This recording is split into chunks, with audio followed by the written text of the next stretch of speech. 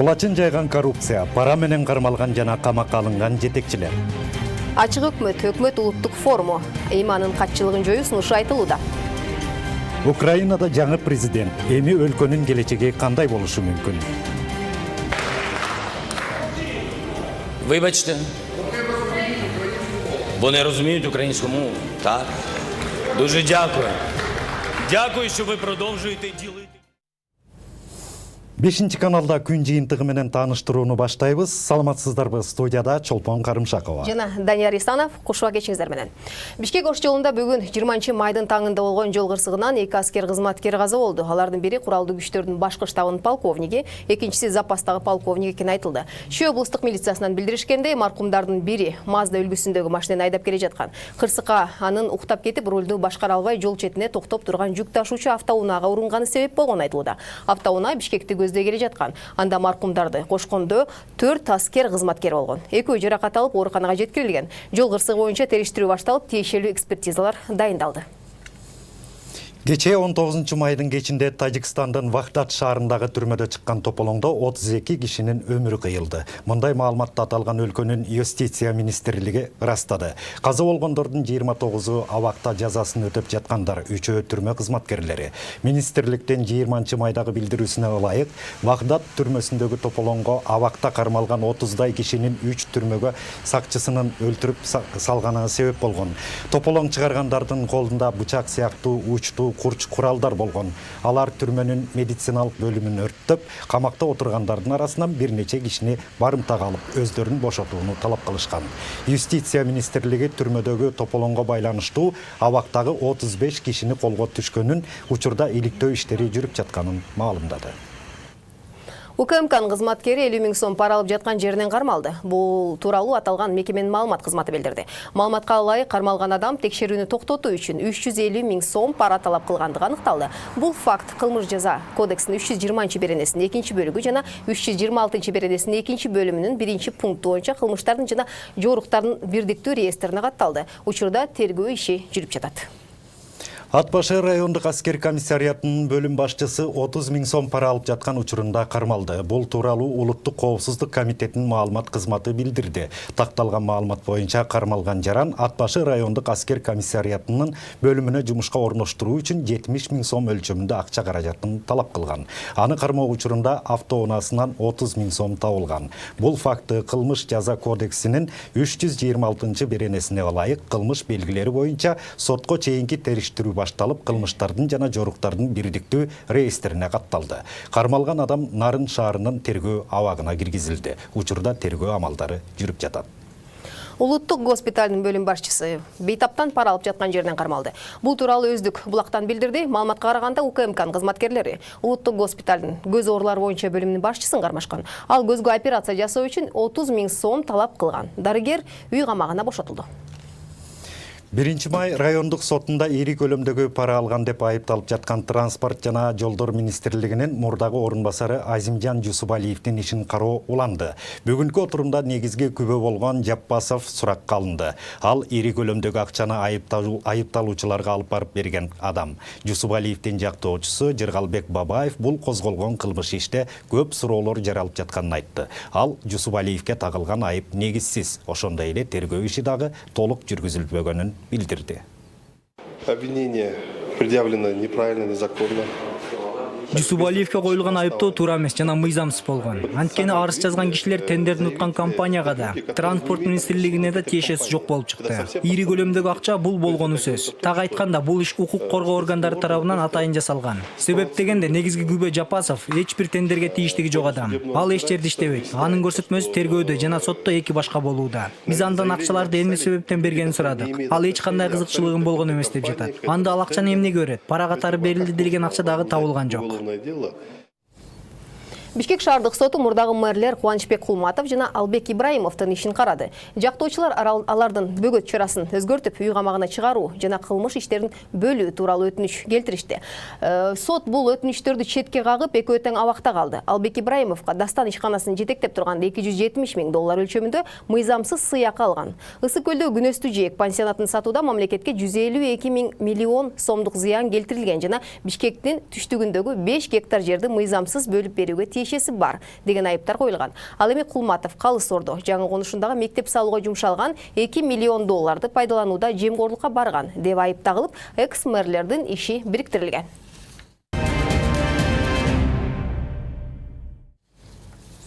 Ачык өкмөт долбоорунун катчылыгын жоюп, анын функциясын өкмөттүн аппаратына же болбосо президенттин аппаратына өткөрүп бериш керек. Мындай демилге Ачык өкмөт улуттук форумунун 6-чы жыйынында көтөрүлдү. Форумдун мүчөлөрүнүн айтымында катчылык жоюлса, ортодогу артык баш орган жок болот. Экинчиден, катчылыктын функциясы өкмөттүн аппаратына өткөрүлсө, талап күчтүү болуп, министрликтер менен мамлекеттик мекемелер милдеттерин так аткарып, тийиштүү маалыматтарды өз убагында бере баштайт. Эскерте кетсек, Ачык өкмөт долбоорунун катчылыгынын төрагасы КТ уюлдук операторуна байланыштуу чыр-чатактан кийин кызматтан кеткен. Вы гражданин своей страны. Борбор Азия аймагында Кыргызстан алгачкылардан болуп, дүйнөлүк ОЖП уюму менен кызматташып, Ачык өкмөт долбоорун ишке ашыра баштаган өлкө. Долбоордун негизги максаты жарандарды өкмөттүн ишмердүүлүгү менен жакындан тааныштыруу, бюджеттин киреше чыгашалары тууралуу ачык маалымат жана жеткиликтүү мамлекеттик тейлөө менен камсыз кылуу. Башка өлкөлөрдө бул долбоорду ишке ашыруу өкмөттүн же президенттин аппаратына жүктөлгөн. Кыргызстан гана өзгөчөлөнүп, өз алдынча катчылык түзүп, аны ОБСЕ уюму каржылап берүүгө макул болгон. Акыркы күндөрдө КТ Мобайл уюлдук операторуна байланыштуу чыр-чатактан улам Ачык өкмөт долбоорунун катчылыгынын төрагасы Иманкадыр Рысалиев кызматынан кетти. Бүгүнкү Ачык өкмөт улуттук форумунун 6-чы жыйынында катчылыкты таптакыр жоюп, функциясын өкмөттүн аппаратына өткөрүп берүү демилгеси көтөрүлдү. Нужен ли нам секретариат, который таким образом... Бизге ушундай өзүнчө жетекчиси дайындалган катчылыктын кереги барбы деген суроо туулуп жатат. Бул негизги өкмөттүн милдети. Жарандык коом жөн гана өкмөткө жардам берип жатат. Өкмөттүн аппараты бул долбоорду башкарышы керек. Эгер кызматкерлер жетишпей жатат десе, анда президенттин аппаратына бериш керек. Себеби алардын колунда реалдуу бийлик бар болгондуктан баары угуп милдеттерин так аткарат. Бизге ортодогу артык баш органдын эмне кереги бар? Донорлор секретариатка кызматкерлерди тандап алып, акчасын төлөп иштетип жатышат. Биз барып катчыга айтабыз. Катчылыктын кызматкерлери өкмөттүн аппаратына айтышат. Аппарат министрлерге жана мекеме башчыларына тапшырма берет. Ошондуктан катчылыкты жоюп, милдеттин өкмөттүн аппаратына өткөрүп бериш керек. Ачык өкмөт долбоорунун катчылыгында 4 кызматкер иштеп, министрликтерден жана мамлекеттик органдардан маалымат чогултуу менен алектенип келишкен. Учурда төрагасы дагы жок калды. Мындан аркы тагдыры кандай болот, аны өкмөт чечет. Мына ушул жерде сунуш түштү, ушул секретариат өзүңүздөр уктуңуздар, ушул өкмөттүн астында болсо деп. Эми муну албетте биз болсо өзүбүз бул жерде рекомендация алдык. Эми премьер-министр менен дагы талкуулашыбыз керек. Анткени кандай тартипте болот, өкмөттүн астында болсо, демек буга каржылоо керекпи, ким болот, же болсо бизде өкмөттө иштеп аткан эле адамдарга жүктөйбүзбү бул милдетти. Аны талкуулайбыз. Анан июнь айында форум чогулганда бир мындай сунуш катары айтылат го дейм да. Жыйындын жүрүшүндө мамлекеттик органдар Ачык өкмөт долбоору талап кылган маалыматтарды өз убагында бербей, иш-чаралар өз мөөнөтүндө аткарылбай жаткандыгы айтылды.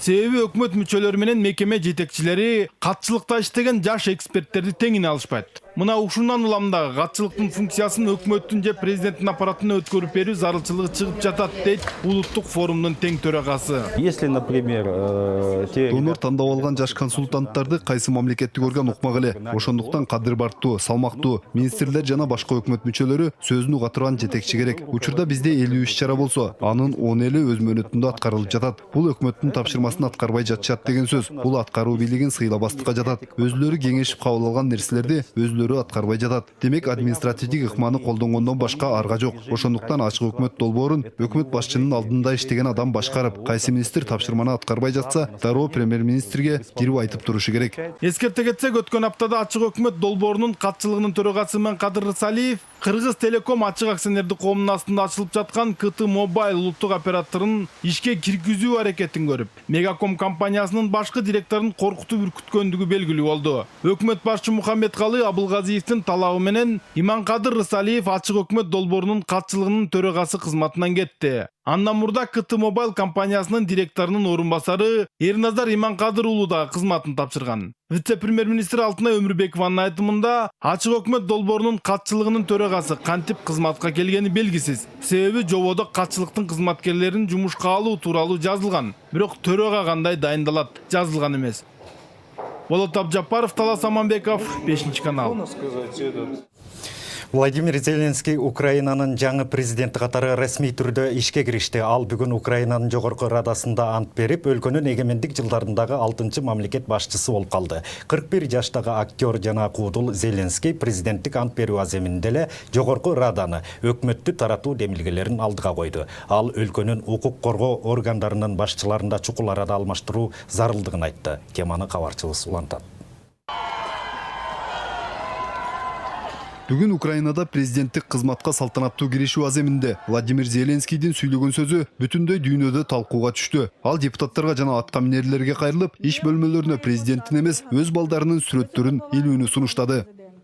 Дорогие украинцы, Абдан суранам, силердин иш бөлмөңөрдө менин сүрөтүмдүн болушун каалабайм. Анткени президент икона эмес. Анын ордуна балдарыңардын сүрөттөрүн илип, ар бир чечим кабыл аларда алардын көздөрүнө карагыла. что Зеленский президент. Зеленский жогорку раданы тарката турганын билдирди. Ал өлкөнүн башкы прокурору, коргоо министри жана коопсуздук кызматынын башчысы башта турган бир катар жогорку кызматтагы адамдарды иштен кетирип, 2 айдын ичинде шайлоого байланыштуу бир нече маанилүү мыйзамдарды кабыл алыш керек экенин белгиледи. Президент не платит податки. Силер депутаттардын кол тийбестигин алып салуу боюнча жана мыйзамсыз байуу үчүн кылмыш жоопкерчилигине тартуу боюнча мыйзамды кабыл алышыңарды каалайм. Коопсуздук кызматынын башчысын, башкы прокурорду жана коргоо министрин иштен бошотууну парламенттен суранам. Мен жогорку раданын 8-чакырылышын таратууну чечтим. Мындан чыкар ал Украинанын өкмөтүн сынга алды. Жаңы президент өкмөткө олуттуу кайрылуу жасап, силердин колуңардан келе турган иш өлкөнү ойлогон адамдар үчүн кызмат ордуңарды бошотуп бергениңер деди.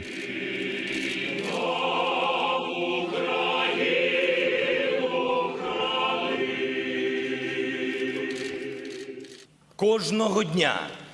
Мен эч нерсе кыла албайбыз деген өкмөттү түшүнбөйм. Чындыкка коошпойт. Кыла аласыңар. Силер кагаз менен калем сапталып, кийинки шайлоону эмес, кийинки муундарды ойлогон адамдар үчүн ордуңарды бошото аласыңар. И ті, хто відчинив двері.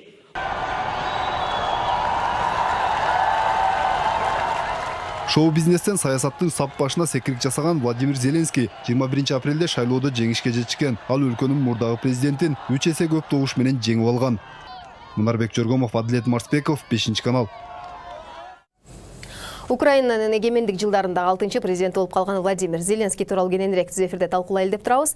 Бизде студияда конокто саясат талдоочу Айданбек Акматов жана жогорку кеңештин мурдагы депутаты Равшан Жээнбеков. Саламатсыздарбы?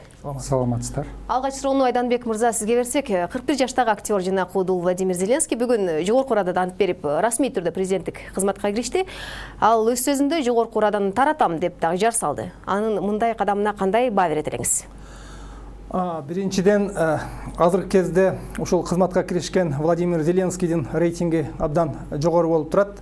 Ошондуктан ушул учурдан пайдаланып, ал өзүнүн партиясын бийликке алып келип, өкмөт түзүп, ошол аркылуу мүмкүн өзүнүн саясий реформаларды жүргүзүү боюнча аракеттерин ишке ашырууну көздөп жатат. Дал ошол себептен бул раданы таратууга барды. Кийинки суроо Равшан мырза сизде болсо, эмне үчүн Украина саясатчыны эмес, куудулду тандады? Кандай ойлойсуз? Украина демократиялык мамлекетке айланды. Украинада сөз эркиндиги пайда болду. Украинада тандоо эркиндиги пайда болду. Украинада чогулуш эркиндиги пайда болду. Эгерде мамлекетте демократия пайда боло турган болсо, андай мамлекетте эл өзү каалаган адамды шайлап алат. Украинанын учурун ала турган болсок, Украинада мурдагы актерду же болбосо куудулду шайлап алганы өзгөчө ошол куудулдун иштеп аткан президентти 73% менен утуп алышы бул Украинанын аябагандай келечектүү, демократиялуу, адилеттүү мамлекетке айланып бараткандыгынын көрсөткүчү болуп эсептелет. Айданбек мырза, эми мындан ары Украинанын келечеги кандай болот деген божомолдор бар. Оюңуз кандай, пикириңиз? Украина шаңдуу түрдө шайлоону өткөрүп, азыр чоң бир кубанычка бөлөнүп турган менен Украинанын проблемасы абдан чоң. Биринчиден, Украина азыр согуш абалында турган мамлекет, ага жарыяланбаган согуш ошол Донбасста, Луганскта болуп жатат. Ал жерде абдан чоң маселе бар. Ошол жерде согуш токтотуу маселеси турат. Андан сырткары Украина ушул 2014-жылдан кийинки инкылаптан кийин абдан жакырланды. Экономикалык жактан абдан артка кетти. Украинанын адамдары азыр биздин Кыргызстандан кандай эмгек мигранттары агылып Россияга кетип жаткан болсо, Украинадан Европага кетип жатат. Европа 3 айлык визасыз режим ачып бергенден кийин украиндер аябай чоң агым менен кетип жатат. Украинанын экономикасы абдан төмөн кеткендиктен азыркы кезде ушул жаңы бийликтин алдында дал ошол экономиканы көтөрүү, согушту токтотуу маселеси биринчилерден болуп турат. Бул абдан оор татаал маселе. Равшан мырза, ушул эле суроого сиздин пикириңиз кандай? Украинада албетте аябагандай көп бардык эле мамлекеттер сыяктуу проблемалары бар. Анын ичинен эң негизгиси бул согуш болуп эсептелет. Андан башка Украинада дагы бизге окшогон эле мурда советтик өлкө болгондон кийин коррупция менен дагы аябагандай чоң проблемалар бар. Бирок ошентсе дагы мен жана айтып кеттим, Украина аябагандай туура багытка багыт алып атат. Украинага бүгүнкү күндө эл аралык коомчулуктун, эл аралык маанилүү каражат уюмдарынын ишеними бир топ жогору. Ошондуктан Украинага азыр жакшы инвестиция келе баштады. Украина бир топ акыркы жылдарда жаңы завод, фабрикаларды ачты. Украинанын мамлекеттин ичинде ички саясатында демократия дүркүрөп өнүгө баштады. Ал эми тышкы саясатында Украина Европага багыт алды. Ошондуктан мен Украинанын келечегине, Украинаны жакшы билген адам катарында, барып келген адам катарында, аралашып жүргөн адам катарында толугу менен ишенем. Украина келечекте Европадагы, мурдагы Советтер Союзунун чөлкөсүнөн чыккан мамлекеттердин ичинен аябагандай күчтүү, келечектүү, адилеттүү мамлекетке айланып баратат. Айтсаңыздар, ушул сиздер өйдө жакта дагы айта кеттиңиздер, ушу Кыргызстанды Украина менен салыштырып, Кыргызстандагы ушу Украина сыяктуу эле демократиялуу өлкө. Эгерде бизде да ушундай мүмкүнчүлүк болуп кала турган болсо, балким баягы салыштырмалуу кандай деп ойлойсуздар? Бизде дагы ушул актер деп атпайлыкпы? Ушундай президенттик талапкерге койсо, ал дагы президент болуп калууга мүмкүнчүлүгү барбы? Же кандай пикирдесиздер ушул жөнүндө? Мен айта албас элем, Кыргызстанда жакынкы жылдарда бийликтеги президентти жеңе турган адам пайда болот деп. Себеби мен жана айтып кеттим, Украинада эки маанилүү жалпы чоң процесстер пайда болду. Биринчиси, Украина Кремлдин таасиринен чыкты. Бул аябагандай маанилүү көрсөткүч болуп эсептелет. Экинчиси, Украина мамлекеттин ичинде мен жана айтып кеткенде маанилүү, фундаменталдуу демократиялык баалуулуктарга жетише алды. Сөз эркиндиги, чогулуш эркиндиги жана таза шайлоого. Мындай мамлекетте эл кимди колдосо ал уталат. Ал эми биздин Кыргызстанда ала турган болсо, Кыргызстан бүгүнкү күндө аябагандай чоң Кремлдин таасириндеги мамлекет. Экинчиси, Кыргызстанда президенттин, иштеп аткан президенттин таасири эбегейсиз чоң. Азыр бир топ азайды, бирок ошентсе дагы президенттин таасири аябагандай чоң. Ошондуктан жакынкы убактарда, жакынкы жылдарда бийликте турган президентти сырттан келип бирөө жеңиши Кыргызстанда аябагандай оор, мен ойлойм, азырынча мүмкүн эмес. Айданбек мырза, сиз бул суроо боюнча сиздин пикириңиз кандай? Мен оюмча Зеленский жөн эле жеңип алган жок. Анын артында жанагы ошол Украинанын Березовский болгон Коломойский деген абдан чоң олигарх бар. Анын 1+1 деген Украинадагы эң таасирлүү телеканалы бар. Мына ошол телеканал аркылуу буну абдан ар жактан маалыматтык жактан колдоп, башка жактардан колдоп жатып, бул дагы чоң өзүнүн ролун ойноду. Эгерде Кыргызстанда да кайсы бир фигураны дал ушундай акчалай жактан колдоп, абдан катуу бир финансылап келген болсо, бул маселе анчалык деле ишке ашпай калгандай болбойт. Себеби акча, анан маалыматтык колдоо бул Кыргызстандын шартында дагы абдан шайлоолордун тагдырын чечип жатканы баарыбызга белгилүү. Мындай бийликтин алып караганда Кыргызстан, Украина жана Молдованын бийлиги, мына мамлекеттик түзүлүшү, конституциясы бип-бирдей. Ушул 3 мамлекетке тең ушул Венеция комиссиясы тарабынан ушул арасат жолдогу арала бир бийлик системасы сунушталган. Президенти бар, ал дагы бир аз бийлиги чектелген, бирок күчтүү бойдон калган. Өкмөт бар, парламент бар. Эми баягы же таза парламенттик эмес, же таза президенттик эмес, бир арасат жолдогу бийлик системасы. Үчөөндө тең абдан кыйынчылыктар бар. Азыр Молдовадагы дал ушундай өкмөттү түзө албай кыйчалыш абалда турат. Украинадагы ушундай кризистен кризиске улам өтүп, өкмөттү жакшы түзө албай, ал жерде бийлик үчүн күрөш күчөп, экономика, башка маселелер сыртта калып жатат. Кыргызстанда дагы ошондой. Кыргызстанда президент бардыгын көзөмөлдөйт, бирок өкмөт президентке кылчактайт. Эми парламенти калсыз, дал ушундай бир чалкеш система ушу 3 өлкөдө тең орун алган, бир кризистерге өбөлгө болгон жагдай бар да. Майыңыздерге рахмат, ийгилик каалайлык сиздерге. Эскерте кетсек, студиябызда конокто саясат талдоочу Айданбек Акматов жана Жогорку Кеңештин мурдагы депутаты Равшан Жээнбеков болду. Биз берүүбүздү улантабыз. Сиздер 5-чи каналда жаңылыктар менен таанышып жатасыздар. Эми берүүнүн 2-чи бөлүгүнө өтөлү. Кыргыз-казак чек арасында абал кайрадан курчуду. Почему? Я не на территории погранотряда. Мамлекеттин камкордугуна алынган балдар, алардын 95% үй бүлөлүк шартта жашагысы келет. Ысык көлдө жайкы эс алуу сезону расмий түрдө ачылды.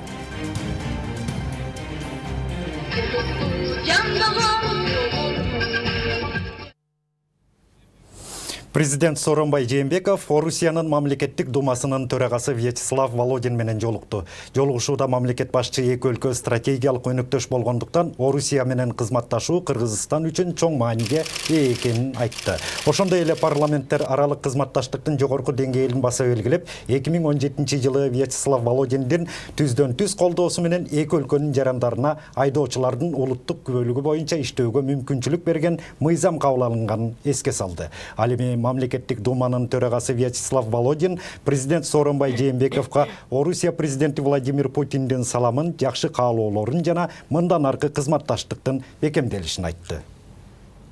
Президент Сооронбай Жээнбеков Казакстандын тышкы иштер министри Бейбут Атамкуловду кабыл алды. Жолугушууда учурдагы абал жана эки өлкөнүн кызматташтыгынын келечеги тууралуу маселелер талкууланды. Мамлекет башчы Кыргызстандын тышкы саясатында Казакстан негизги өнөктөштөрдүн бири жана Кыргызстан мындан арыда ар тараптуу кызматташтыкты тереңдетүүгө кызыктар экенин белгиледи. Ал эми Казакстандын тышкы иштер министри Бейбут Атамкулов да кыргыз-казак карым-катнашындагы жагымдуу динамиканы белгилей кетти. Анын айтымында Кыргызстандын тышкы иштер министри Чыңгыз Айдарбеков менен достук мамиле түзүлүп, тыгыз жана жемиштүү иштөөгө мүмкүнчүлүк пайда болгон. Мындай мамиле маселелерди ашыкча бюрократиясыз ыкчам чечүүгө өөлгө түзөөрүн кошумчалады.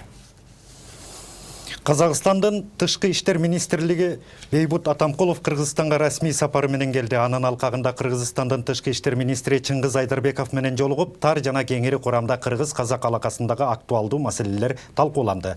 Жолугушууда экономикалык кызматташтыкка, өз ара соода сатыкта жана жүк ташууларды ишке ашырууда бөгөттөрдү четтетүүгө, кыргыз-казак мамлекеттик чек арасындагы кээ бир өткөрмө бекеттеринин ишин жакшыртууга, туристтик чөйрөлөрдө өз ара аракеттенүүгө өзгөчө көңүл бурулду. Кененирээк кийинки материалда. Ушул жылдын март айында казак тарап жүк ташыган автоунааларды катуу көзөмөлгө алып, жүздөгөн фуралардын узун кезеги жаралган. Кийин апрель айынын башында кырдаал жөнгө салынып, өткөрмө жайлары штаттык режимде иштеп баштаганы менен тыгын маселеси толук жоюлбай, соодагерлерге бир топ кыйынчылыктар жаратып келди. Эми мындай абал дагы кайталанып, 19-майда Ак Тилек көзөмөл өткөрүү пунктунда 50ден ашуун жүк ташуучу унаа топтолуп, ал жердеги айдоочулар менен чек арачылар ортосундагы пикир келишпестиги тартылган видео интернетке тарады. Сейчас какие претензии? Именно сейчас. Подождите, один скажет, что вы не понимаете, что говорит. Претензии говорят, что налоговик.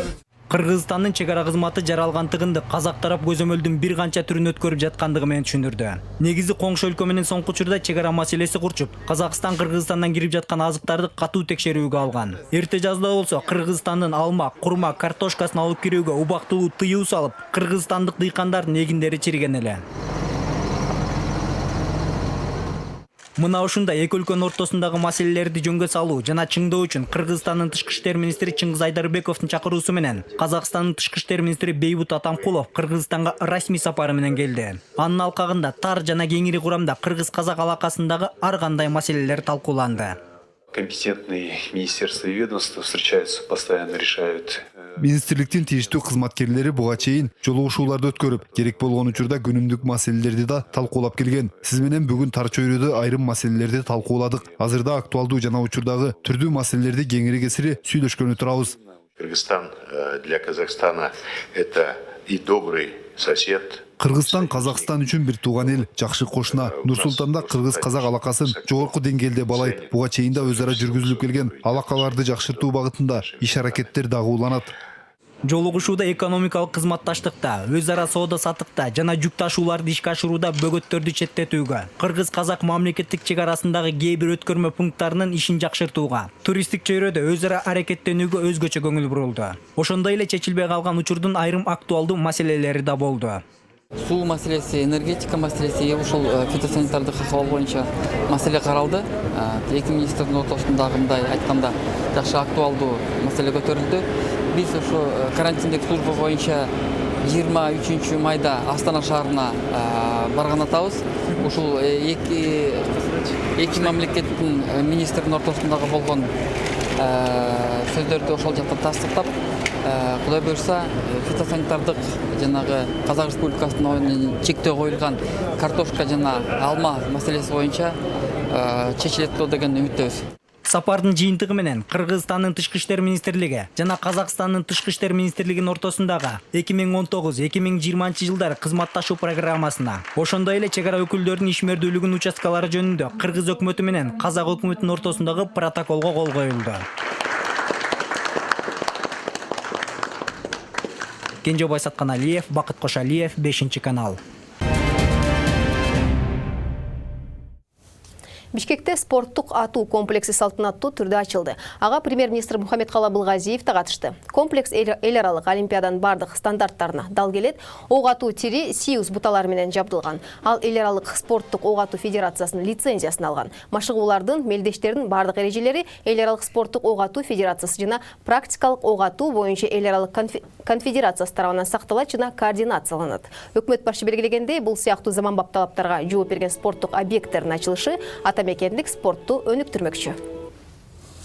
1920 мектеп биринчи жолу аккредитациядан өттү. Билим берүү министрлиги 2018 жылга карата жыл жыйынтыгын чыгарды. Анын негизинде пландалган мектептерди аккредитациядан өткөрүү, кошумча тамак берүү жана башка иштери жасалган. Алдыда санар иптештирүү алкагында да долбоорлор ишке ашырылуусу пландалып жатканын министрлик маалымдады. Кененирээк кийинки сюжетте. Билим берүү министрлиги 2018 жылга карата пландалган ишмердүүлүгүнүн жыйынтыгын маалымдады. Анын негизинде 1920 мектеп биринчи жолу аккредитациядан өттү. Ошондой эле ысык тамак берүү 1371 мектепке киргизилген. Мындан сырткары кесиптик окуу жайлар үчүн квалификациянын улуттук деңгээлин, сапатын камсыздоо жана таануу үчүн улуттук квалификациялар системасы иштелип чыккан. 8-19 окуу жылында студенттердин саны 51 жогорку кесиптик билим берүү уюмдарында бул мамлекеттик уюмдар 31 болсо, мамлекеттик эмес 17, 165 миңге жакын адамды түздү. Анын ичинен 14 миң студент дистант технологияларын пайдалануу менен окушууда. Ошондой эле окуу мекемелерин кетеп менен камсыздоо багытында анын электрондук вариантын колдонуу ыкмасы сунушталган. Ал аркылуу мугалимдердин окуу жана иштөө процесси жеңилдетилет. Бул эми объективдүү жана субъективдүү себептер менен кээде биздин колубуздан келбеген себептер боюнча ушундай жагдай болуп турду. Бирок биз ошону карап турган жокпуз. Улам сүйлөшүүлөрдү жүргүзүп, улам интернет туташтырылып мектептерге бир жагынан, экинчи жагынан жанагы диск менен, флешка менен материалдарды берип турдук. Бирок бул бизди канааттандырган жок. Биз андан ары китептер менен камсыздоо процессин улантып жатабыз. Көрсөтүлгөн натыйжаларга карабай бүгүнкү күндө министрликке карата айтылган сын пикирлер да көп. Билим берүү тармагын өнүктүрүү менен катар аны ишке ашыруудагы кыйынчылыктар жана жасала элек иштер арбын экенин министрлик моюнга алат. Негизинен билим берүү системасына дайыма эле сын пикир айтылып келе жатат. Анткени мындайда бизде мисалы Кыргызстанда 6 миллиондон ашуун калкыбыз бар болсо, анын ичинен жарымы мен ойлойм ушул билим берүү системасына тийиштүү да. Мына 1 миллион 200 бала окуп атат бизде мектептерибизде. Анын ата-энеси бар, туугандары бар. Ошондуктан бул акыркы жылдары деле эмес, бул негизинен менимче дайыма эле сын пикир. Бирок алар бүгүн же кече пайда болгон эмес. Мурдагы министрликтин натыйжалары. Ал эми учурдагы министрликтин ишмердүүлүгүнүн жыйынтыгы дагы 5 жылга жакын аралыкта бааланат дейт серепчилер. Билим берүү министрлиги мененчи анын колунан деле көп жерде бир эле тарапка жүктөбөй бизде парламент бар. Мыйзам чыгаруу. Ошолор дагы мүмкүн кээ бир мындай жакшы реформага жакшы алып барганда аяктан дагы мыйзамдар чыгарбай коет, өзгөрүүлөр чыгарбай коет. Мисалы ошо эле билим берүү мыйзамга кадр боюнча өзгөрүү киргизели десек, ал өзгөрүү кайта артка кайтарылып, ошо депутаттарданчы, депутаттар кайта карат өзгөрүүлөр киргизбей коюшат да. Ал эми ачык бюджет программасы түзүлүп бүгүнкү күндө министрликтин сайтына жайгаштырылган. 2018 жылдан башталган лицензия алуу, интернет менен камсыздоо боюнча маселе жүргүзүлүп жатат. Аталгандардын жалпысына жарандык коом, депутат, өкмөт, парламенттен дагы милдеттенме алуу тийиштигин да серепчилер кошумчалады. Айтонук Султанова, Кудурат Ташмурзаев, 5-канал. Мамлекет тарабынан камкордукка алынган балдардын 95%га жакыны үй бүлөлүк турмушта жашап, билим алууга укуктуу. Мындай маалыматты Молдавияга Кыргызстандан барган өкүлчүлүктүн жумуштоо билдирди. Өзгөчөлөнгөн альтернативалык билим берүү методу аталган республикада натыйжалуу жыйынтык берген. Ошол эле шарт Кыргызстандагы интернаттарда тарбияланып окуган балдарга да зарыл болууда. Альтернативалык билим берүү методу тууралуу кененирээк кийинки материалда. Психологтордун изилдөөсүндө балдар укугун коргоо багытында иш жүргүзүп келген адистердин сурамчылоосунда интернатта тарбияланган балдардын дээрлик бардыгы үй бүлөлүк шартта чоңоюуну каалаган ойлорун билдирген. Кыргызстанда 13 миңге жакын бала интернатта тарбияланса, алардын 5% гана тоголук жетим балдар. Калган 95% жарым же ата-энеси бар туруп интернатта чоңойгон балдардан түзүлгөн. В ответ на ухудшающее положение... Кыргызстанда интернаттык типте окуган балдардын саны өскөн. Салыштырып айтканда, балдар үйүндөгү типтеги мекемелерде акыркы бир нече жылдарга салыштырганда 40%га жакын статистиканы көрсөткөн. 2012-18 жылдарга 10 миңден 12 миңге чейин балдардын саны көбөйгөн. Ал эми мындай мекемелер болсо 110дон 140ка чейин түзүлгөн. Бирок бул балдар ташталды дегендик эмес. Бул балдардын ата-энеси бар, бирок четке иштөөгө кетишкен же башка жагдайларга байланышкан.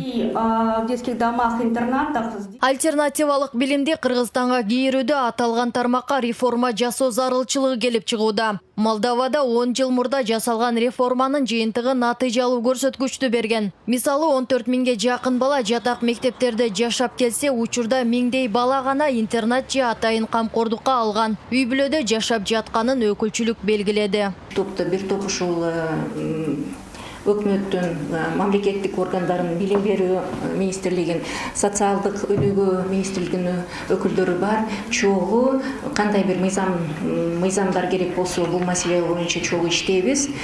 Ал эми өзгөчөлүгү дагы жакты. Жерде атайын баягы асырап алуу, улуттук асырап алуу жана эл аралык асырап алуу боюнча мыйзамдар бар экен. Азыркы реформанын негизги концепциясында ар бир бала үй бүлөдө болушу керектиги каралат. Молдованын тажрыйбасын пайдалануу менен аны Кыргызстанда да ишке ашыруу мүмкүнчүлүгү жогору. Анткени жаңы интернаттарды ачууга мораторий бар. Аны менен катар кыргыз менталитетиндеги баланы интернатка берүү уят деген көз карашта платформага киргизүү жакшы жыйынтык берери айтылат.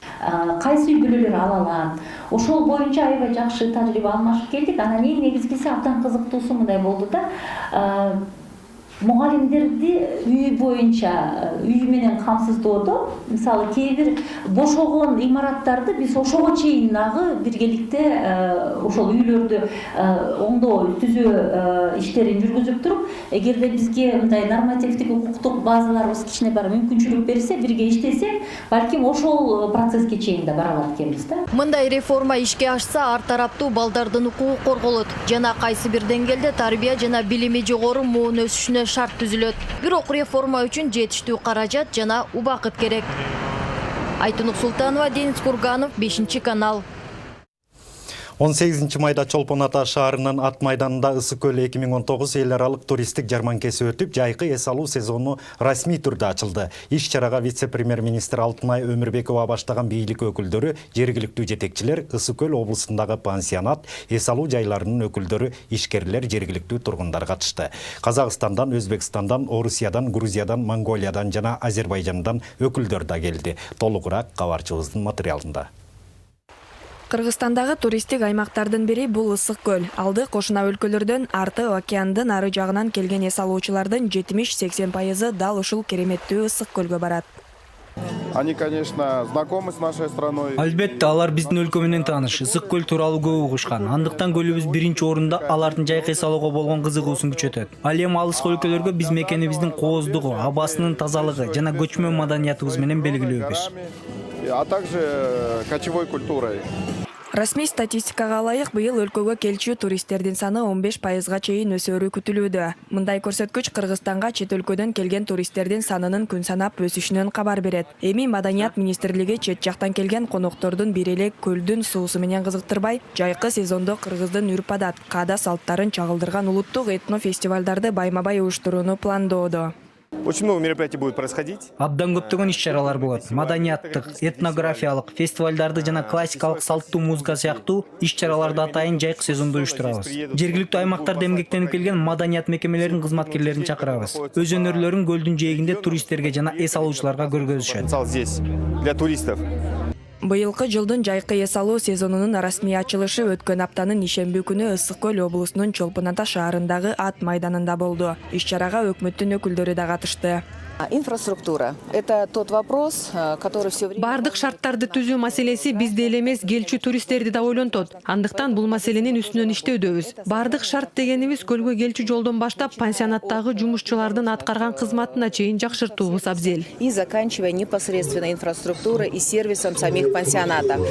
Туристтер үчүн бир эле шарт түзүү эмес, аларды сапаттуу тейлөө да зарыл. Ал үчүн атайын агенттик да түзүлгөн. Алар эс алуучуларды коштоп жүргөн гидтен тарта жол боюнда жайгашкан конок үйлөрүнөн бери көзөмөлгө алат. Отдыхать я стараюсь хотя бы на 2-3 дня приехать. Мен 2-3 күнгө болсо дагы келип эс алып кетүүгө аракет кылам. Көбүнчөсү түндүк тарапта эле эс алып жүрөм. Бирок түштүк тарабынан да өнүгүүсүн каалар элем. Себеби ал жактын кооздугун сөз менен жеткире албайм. Биз ал жактын жолу менен өтүп келебиз. Үчүнчүдөн Ысык көл менен башка көлдөрдү салыштырсак, кандай гана таза экенин түшүнөбүз. Андыктан биздин негизги милдет тазалыгын жана кооздугун сактап калуу. Сохранить экологию нашей Ысык-көл вот в таком первозданном виде. Атай кетсек, өткөн жылы эл аралык басылмалардын бири Кыргызстанды 2019 жылы эс алууга мүмкүн болгон 10 мамлекеттин катарына кошкон. Туризм тармагындагы серепчилер эми быйыл да кереметтүү көл жээгине келип эс алгандардын саны арбый турганын айтышат. Айжамал Бакытбек кызы, Аман Бикенов, 5-канал. Бүгүнкү кечтин негизги маалыматтар өзөгүн мына ушул окуялар түздү. Ушул жана башка кабарлар менен биздин каналдын интернеттеги баракчаларынан да тааныша аласыздар. Ал эми азыр эфирде адаттагыдай эле Нарынайыптын кеп ошондо берүүсү улантат. Нарын мырза, бүгүн кайсы маселенин алкагында кеп козгойсуз? Энергетика боюнча бир топ маалымат жарыяланды бүгүн. Электр тармактары, электр станциялар, ТЭЦ жөнүндө, ошолор жөнүндө. Андаске тунук эфир калайлык, ийгилик. Мына ушундай маалыматтар менен көрсөтүүбүздү жыйынтыктайбыз. Биз сиздер менен коштошмокчубуз. Саламатта калыңыздар. Кечиңиздер көңүлдүү улансын, кайрадан амандашканча.